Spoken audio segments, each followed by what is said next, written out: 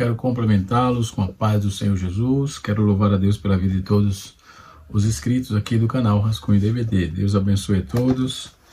Quero nessa oportunidade mandar uma saudação de paz para o pastor Ivanildo Pinheiro. Deus abençoe, da Igreja Assembleia de Deus, Ministério Monte Sinai. Deus abençoe a sua vida. Com grata satisfação que cumprimento o nobre companheiro e todo o seu ministério. Deus abençoe no nome de Jesus. Meus irmãos, vamos estar finalizando a lição de número 13. Vamos estar falando sobre a lição de número 13. Estamos finalizando esse trimestre, não é? Nós estaremos entrando em uma outra lição interessante também, comentada pelo nobre pastor Osiel Gomes, não é? E nessa lição de número 13, que é a lição que estamos finalizando, o nosso tema geral é o corpo de Cristo, origem, natureza e vocação da igreja no mundo. Nós passamos esse trimestre aprendendo sobre eclesiologia. Na aula 1, tivemos a lição do título A Origem da Igreja. Na aula de número 2, tivemos a imagem bíblica da igreja. Na aula de número 3, nós tivemos a natureza da igreja. Na aula de número 4, nós tivemos a igreja e o reino de Deus. Na aula de número 5, tivemos a missão da igreja de Cristo. Na aula de número 6, tivemos a igreja, organismo e organização. Na aula de número 7, nós tivemos o ministério da igreja. Na aula de número 8, aprendemos sobre a disciplina na igreja. Na aula de número 9, aprendemos o batismo, a primeira ordenança da igreja. Na aula de número 10, nós aprendemos a ceia do Senhor, a segunda ordenança da igreja. Na aula de número 11, aprendemos o culto da igreja cristã. Na aula de número 12, aprendemos o papel da igreja na pregação, o papel da pregação no culto, aliás, o papel da pregação no culto. E na lição de número 13, estaremos aprendendo sobre o poder de Deus na missão da igreja, não é? Todavia, nós temos a convicção desse aprendizado, né? Porque nos trouxe bastante vislumbre e uma visão bastante coerente com respeito à igreja, não é? Eu considero que foi um curso básico aí de teologia bastante aguçado nesse trimestre, tá certo? E com certeza vai deixar aí rastros positivos, obviamente, para essa geração, esses irmãos que aprenderam. E nós, nesse trimestre, tivemos a oportunidade de ter um legado interessante, de aprender bastante sobre a igreja, onde estamos, o que fazemos e como fazemos, enfim, não é? De forma que essa lição ela veio embasar alguns conceitos que a igreja prega, vive, norteia e assim sucessivamente. Então, é de fundamental importância entendermos toda essa temática que aprendemos, né? E agora nós vamos falar sobre o poder de Deus na missão da igreja, né? Se bem que a lição ela vai trabalhar, tem essa temática, ela vai trabalhar bem sobre o poder do Espírito Santo na igreja. E nós não vamos fugir de tudo aquilo que nos está proposto, não é? E assim sucessivamente. Então, queremos, nesta oportunidade, já agradecer a todos que ficaram por aqui esse trimestre e o próximo trimestre, segundo trimestre, será uma bênção também. Lição muito sugestiva, não é? Vai falar sobre a nossa caminhada de fé nesse mundo, né? E assim sucessivamente. Então, no próximo vídeo, eu estarei falando sobre essa lição, trazendo o escopo aqui, tá bom? Mas agora estaremos comentando a lição de número 13, a última lição do primeiro trimestre de 2024. Glória a Deus. Espero poder ter ajudado e continuar somando com os nossos irmãos, não é? Quero também enaltecer a Deus pela vida dos irmãos ali em Moçambique, os irmãos em Portugal, os irmãos dos países africanos de língua hispana, não é? Que sempre estamos reunidos na UNIT, não é? Quando estamos ministrando aula para eles, estamos reunidos na UNIT. Deus abençoe a todos vocês, não é? Receba a saudação de paz aqui da nossa igreja brasileira, não é? e assim sucessivamente. E do seu irmão em Cristo, pastor Edivaldo Pereira, tá certo? E isto posto, nós já vamos dar início à nossa aula, onde estaremos com grata satisfação finalizando aí este precioso e maravilhoso trimestre, ok? Vamos lá. Na lição de número 13, o poder de Deus na missão da igreja, o textual nos diz assim: e recebereis a virtude do Espírito Santo, e ser-me-eis que há de vir sobre vós, e ser-me-eis testemunhas, tanto em Jerusalém como em toda Samaria, toda a Judéia, Samaria, até os confins da terra. O texto está baseado em Atos, capítulo de número 1, verso de número 8, não é? Atos, capítulo 1, versículo 8. A leitura bíblica em classe, ela está embasada, está em Atos, capítulo de número 13, versículo de 1 a 14. O texto nos diz assim: na igreja que estava em Antioquia, havia alguns profetas e doutores, a saber, Barnabé e Simão, chamado Níger, e Lúcio, Cirineu e Manaém, que foram criados com Herodes, o Tertácras e Saulo. Então tem aqui alguns nomes a ser destacados nessa lição. Aí o que ocorre? Nós vamos observar dentro dessa temática, e o texto prossegue assim: servindo eles ao Senhor, jejuando, e disse o Espírito Santo: apartai-me a Barnabé e a Saulo para a obra que os tenho chamado. Então, jejuando e orando, e pondo sobre ele as mãos, os despediram, e assim enviados pelo Espírito Santo, desceram a Seleucia, e dali navegaram a Chipre, não é? Nós vamos observar essa trajetória interessante desses homens aqui. E na igreja de Antioquia, uma igreja, vamos chamar de igreja bem provida, né? Ela é provida de profetas e doutores, e aqui tem o nome desses homens que provia as necessidades da igreja dentro desse quesito, né? Então nós vamos aprender um pouco sobre isso, e com certeza é de grande valia, de grande alvitre a nossa fala aqui, tá certo? Nós vamos ver que há uma dimensão, uma divisão, uma nova divisão do livro de Atos dentro desse conceito, porque a igreja de Antioquia é um ponto de partida, né, para que a obra de Deus fosse feita ali entre as nações. Barnabé e Saulo, também chamado, recebem um chamado, são separados pelo Espírito Santo, não é?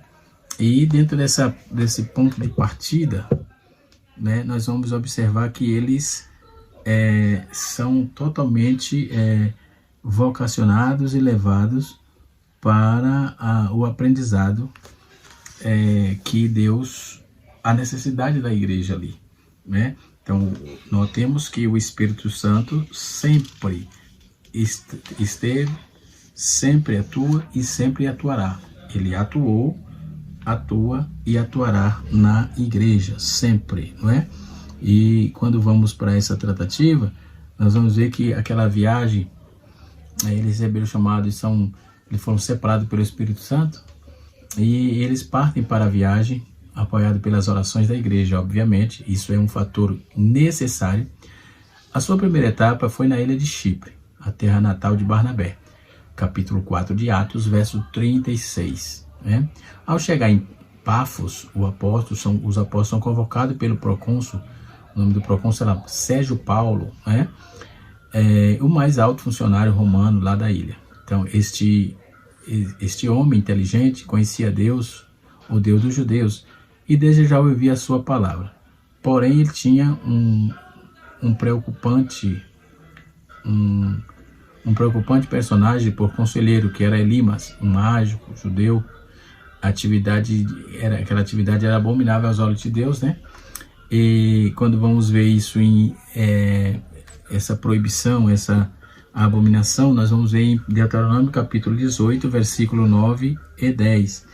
então que ele se provia das necessidades espirituais de Paulo Sérgio, ou de Sérgio Paulo, para exercer sobre ele uma influência maligna, não é? Mas a oposição a este homem conduzia exatamente o que ele mais quis evitar. Permitia a Paulo, ou chamado assim pela primeira vez, dar ao procônsul o poder do Senhor ao castigar o falso profeta. Então, esse Elimas, que era o falso profeta, é uma figura do povo de Deus que, por causa das resistências ao Espírito Santo, né, está agora cego ou cegado por algum tempo, que, no entanto, reverteu-se com os benefícios às nações, né? Por isso é chamado essas nações, que também é chamado de gentio, né? O texto em apreço diz assim: havia em Antioquia uma igreja que estava ali, alguns profetas e mestres, Barnabé e Simão, chamado Níger, Lúcio, Cirineu e Manaém, que tinha sido criado na infância junto com Herodes, o Tetrarcas e Saulo, né? Então, havia certos profetas, esta visão já vem do capítulo 11, verso 27, né? Os mestres ali, Barnabé, por exemplo, ele inclinando-se, havia alguns outros ali, além disso, mas de acordo com o que parece a verdadeira leitura, Meus irmãos, vamos dar sequência aqui ao nosso estudo, né? Ao que parece a verdadeira leitura, o significado é simplesmente o que aqui são mencionados, né? Estava na igreja de Antioquia como profetas e mestre, né? Nós vamos ver que Simão, ou Níger, o significado é quem é, de quem nada é conhecido. Cirineu, aparece lá, Lúcio Cirineu aparece em Atos capítulo de número 2, versículo 20, não é? Aparece em Atos capítulo 2, verso 20, nós vamos observar que ele é mencionado também em Romanos, capítulo 16, verso 21, como um dos parentes de Paulo, não é? Manaém é o nome de um dos reis, ou Manaém, que é o nome de um dos reis de Israel, 2 Reis, capítulo de número 15, verso 14, que tinha sido criado, ou irmão adotivo, no caso, né? Quando o texto diz que havia sido criado na infância junto com Herodes, ou seja, era um irmão adotivo de Herodes, né? Herodes Tetrarca, isso é o mesmo que Antipas, ele foi ele próprio educado como uma certa pessoa privada lá em Roma, né? Quem trata disso no livro 17, 1 e 3 da Antiguidade Judaica de Joséfo, Flávio Joséfo, né? Que são diferentes entre os dois adotivos que se revelaram, que era no caso do Cirineu, né? Do Manaém. O único abandonado a uma vida de licenciosidade e manchada com o sangue dos mais distintos dos profetas de Deus, no caso o Herodes Tetrarcas, né? Então nós vamos, embora não sem seus ataques de reforma, a época do remorso, né? O outro, um dedicado discípulo do Senhor e profeta da igreja em Antioquia. Mas isto é apenas o que pode ser visto em todas as épocas, né? Assim também, paz, assim parece que ser bom à tua vista. Se o cortesão, cujo filho na hora da morte foi curado por nosso Senhor Jesus Cristo, conforme está escrito em João capítulo 4, verso 46, né, era do estabelecimento de Herodes, né, enquanto o marido de Susana era o seu mordomo. Em Lucas 8, verso de número 3, seu irmão adotivo está se tornando um cristão, um profeta ou algo notável, né? Já Saulo, por último, mas logo se tornaram o primeiro. Daqui para frente, esse livro é quase exclusivamente ocupado com ele, ou seja, a impressão do Novo Testamento dentro da cristandade e no mundo primordial, no caso Saulo, né? Ele tomou uma notoriedade muito grande e é sim um vulto muito significativo nas igrejas do Novo Testamento, né? Até porque por ser 13 epístolas escritas por ele. No verso 2 nós vamos encontrar assim: e tendo eles prestado serviço ao Senhor e jejuando, o Espírito Santo disse: separai-me a Barnabé e a Saulo para a obra que eu tenho chamado. Ou seja, tendo eles prestado o serviço ao Senhor, essa palavra denota um desempenho de deveres oficiais de qualquer tipo, ou foi usado para expressar as funções sacerdotais sobre o Antigo Testamento. Aqui significa as ministrações correspondentes da igreja cristã. A questão de jejuar, nós vamos ver em capítulo 13, capítulo 14, verso 23 de Atos também concorda, não é? E com isso foi feito em outros casos, em outras ocasiões especiais, né? Não é improvável aí que ele tenha sido levado a separar alguns anúncios proféticos nesse momento, né? O Espírito disse, através de alguns dos profetas mencionados, capítulo 3, verso 1, separa-me então, né? Essa intersecção então está em Romanos 1, né? E assim Romanos 1 e 1. Então é uma ordem. Deus havia usado o profeta ali para dizer, para separar Barnabé e a Paulo para a obra que eu tenho chamado, por algumas comunicação talvez a si mesmo. O caso de Saul, por exemplo, pelo menos tal designação foi indicado desde a primeira, né, em Atos 22, versículo 21. Nós vamos ver, enquanto a personalidade do Espírito Santo se manifesta a partir dessa linguagem, sua suprema divindade aparecerá igualmente, comparando assim com o texto que está escrito em Hebreus capítulo 5, versículo de número 4, né?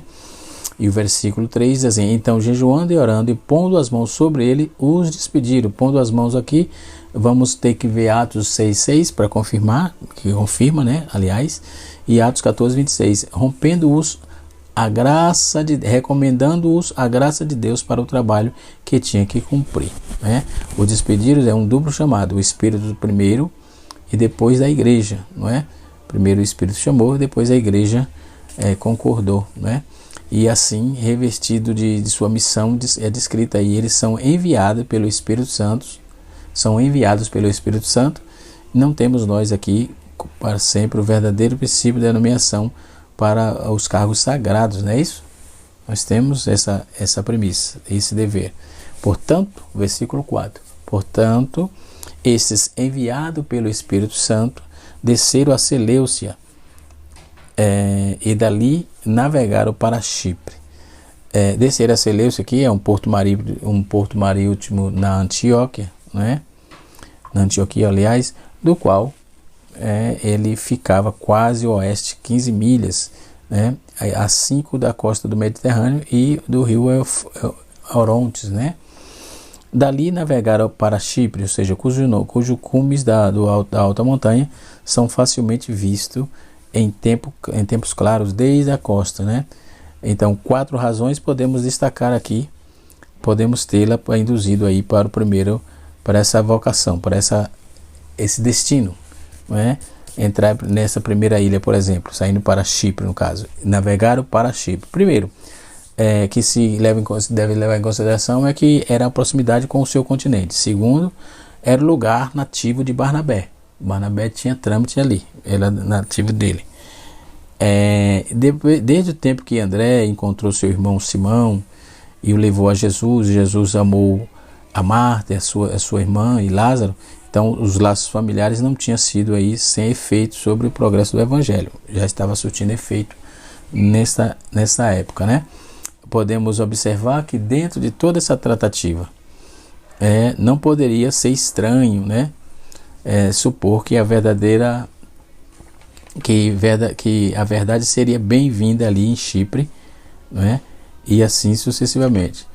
Essa visão cristocêntrica embasada ali em Chipre quando trazida ali por Barnabé, né? Que era da terra. Barnabé era da terra e assim sucessivamente. Então ele era nativo dali, como já vimos, né? Então seu parente Marcos, por sua própria conexão, ou inimigos ou amigos, aliás, né? Os judeus eram numerosos em Salamina, navegando para aquela cidade. Eles seguiam a trilha das sinagogas, e embora a sua missão fosse principalmente para os gentios, seu caminho mais seguro para alcançá-lo era através dos prosélitos e dos judeus helenizantes, não é? Então são informações muito interessante quando podemos observar toda essa tratativa, né? Outro ponto importante que vamos destacar aqui são essas outras razões. Primeira razão, porque o continente era próximo. Segunda razão, porque Barnabé era nativo. Terceira razão, não poderia ser estranho supor que a verdade seria bem-vinda ali, né, em Chipre. E a quarta razão é, alguns dos chipriotas, por exemplo, eles já eram cristãos. Então, de fato, nenhum lugar fora da Palestina, exceto Antioquia, tinha sido tão honradamente associado ao trabalho da evangelização ali, não é? E bem sucedida ali naquela ocasião, ok? Então, observando bem esse contexto, nós podemos verificar o quanto as oportunidades e qual os meios que temos, né, para deixar que o Espírito de Deus, né, nos use, para deixar que o Espírito de Deus tome primazia nos trabalhos e assim sucessivamente. O texto em apreço, no capítulo, a lição ela é dividida aqui em 3 tópicos. Primeiro tópico, a doutrina do Espírito Santo segundo o Evangelho de Lucas, na visão lucana, não é? O segundo tópico é o Espírito Santo capacitando as testemunhas. O terceiro tópico é o Espírito Santo, o Espírito Santo como ponte, como fonte geradora de missões, né? Então, é disso que fala a lição. Nós vamos dar continuidade aqui a essa questão, certo? A essa situação, né? Que de forma muito clara podemos ver o poder do Espírito Santo agindo na vida da igreja.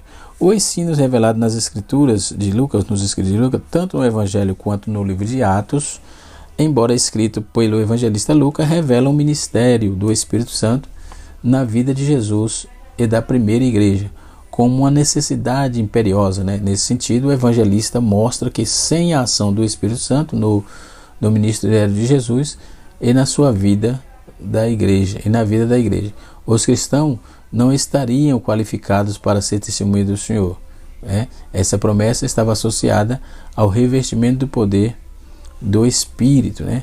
Conforme descrito aí nas palavras de Jesus, né? Nas palavras de Jesus. E aí podemos observar que dentro dessa visão lucana, ele apresenta aqui um contexto interessante, né, onde diz que esse testemunho do Senhor, essa promessa estava associada a esse revestimento de poder, né, e descrito aí nas palavras de Jesus como o poder do alto. Lucas 24, verso de número Lucas 24, verso de número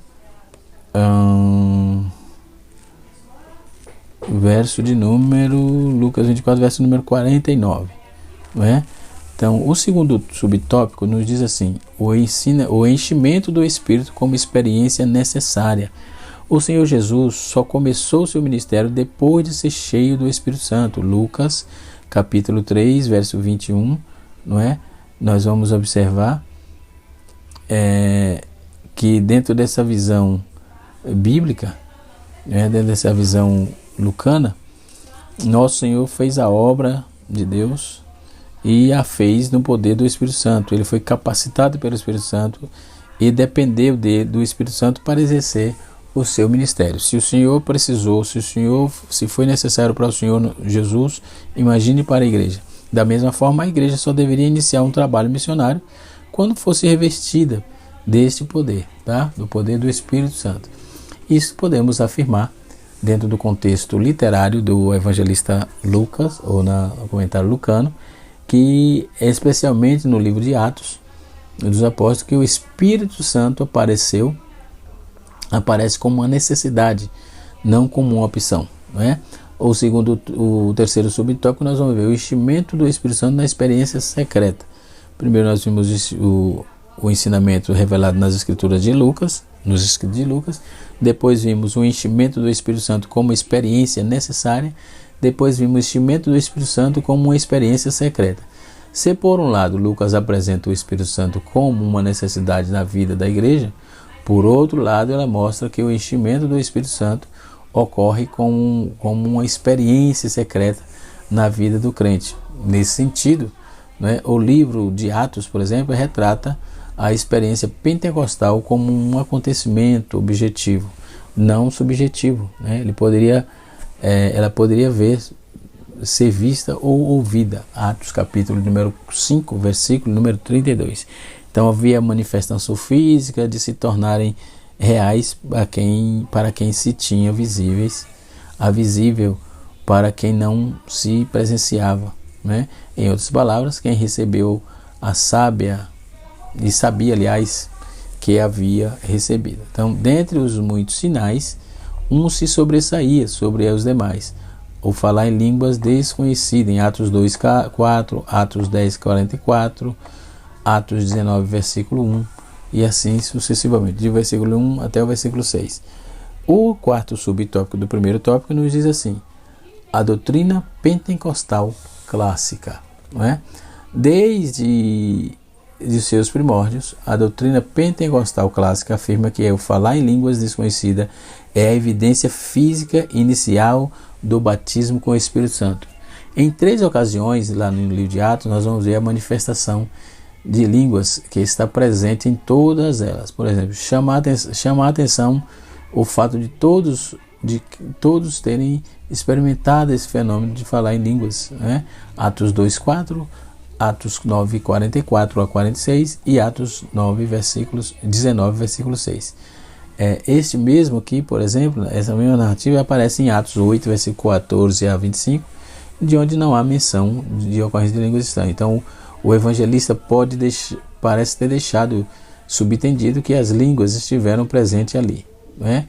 Assim, podemos ver que o estudioso do livro de Lucas reconhece aí o chamado, né?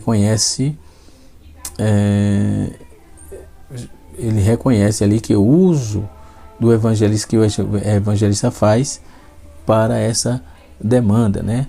Para essa questão, né? Então, em Atos Apóstolos tem a ver com a experiência do derramamento do Espírito Santo, acompanhada de línguas estranhas, línguas desconhecidas, como evidência inicial, certo? No tópico número 2, nós podemos observar o Espírito Santo capacitando as testemunhas, né? Capacitando as testemunhas. No livro de Atos é possível perceber, né, perceber o ensino da capacitação do Espírito sobre as diferentes expectativas. Primeiramente, o Espírito capacitando líderes para o desempenho da obra de Deus, e nesse sentido vemos aí o apóstolo Pedro sendo cheio do Espírito Santo quando foi confrontado pelos sacerdotes, né? Em Atos capítulo 4, verso 8. Já o apóstolo Paulo, quando é cheio do Espírito Santo para resistir a Elimas, o mágico, pois vemos também que não eram só o que fazia parte do colégio apostólico que eram cheios do Espírito Santo. Pessoas comuns também eram revestidas do poder do alto.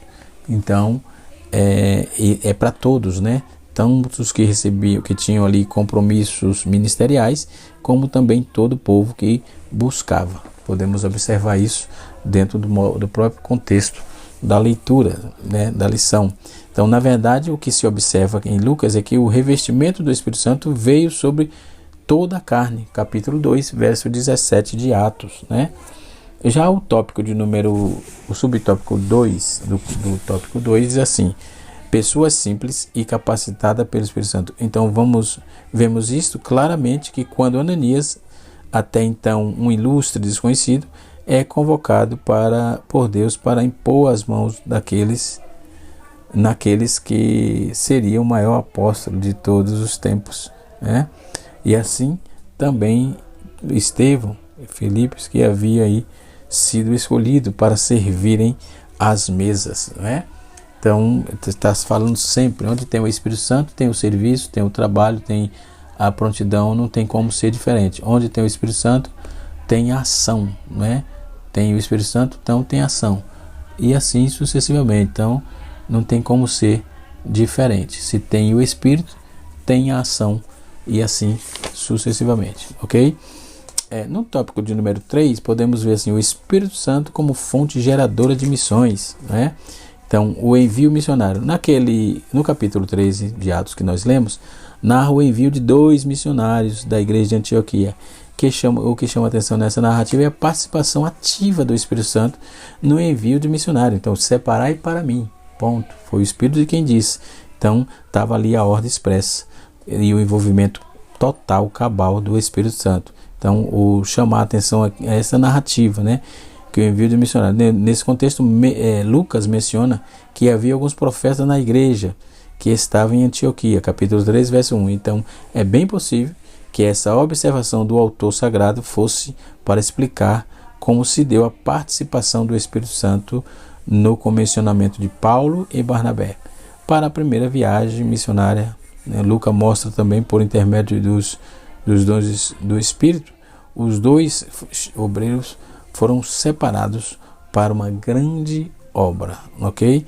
Aí nós temos aí a estratégia missionária e o Espírito Santo, né? Então, em um mundo multicultural, a questão da estratégia missionária deve ser levada em conta, não somente enviar, mas quem envia, né? Quando envia, como enviar, por exemplo. Então, como envia e como enviar.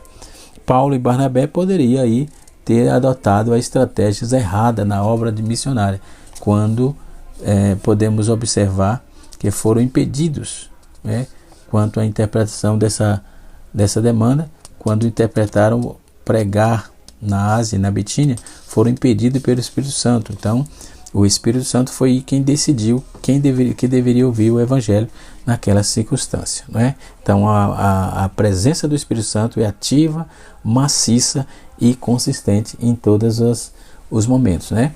Então, ponderando aqui, muitas vezes é possível que agências missionárias e igrejas adotem a estratégia errada no envio de missionário. Não basta ser só o desejo de fazer missões, mas é preciso buscar a orientação do Espírito Santo a respeito de como isso deve ser feito, tá certo? Que Deus nos abençoe, que o Espírito de Deus continue falando conosco de uma forma toda especial. Então, encerraremos essa lição, consequentemente o trimestre mostrando aí que o Pentecoste faz toda a diferença no cumprimento da vocação do ministério da igreja. Sem a ação do Espírito, a igreja local está desabilitada para cumprir a sua missão. O Espírito Santo é a força motriz do corpo de Cristo em sua dimensão local. Sem o Espírito Santo, a igreja não vai a lugar algum. Esta é a conclusão da nossa sessão, canal Rascunho DVD, ensinando para transformar vidas.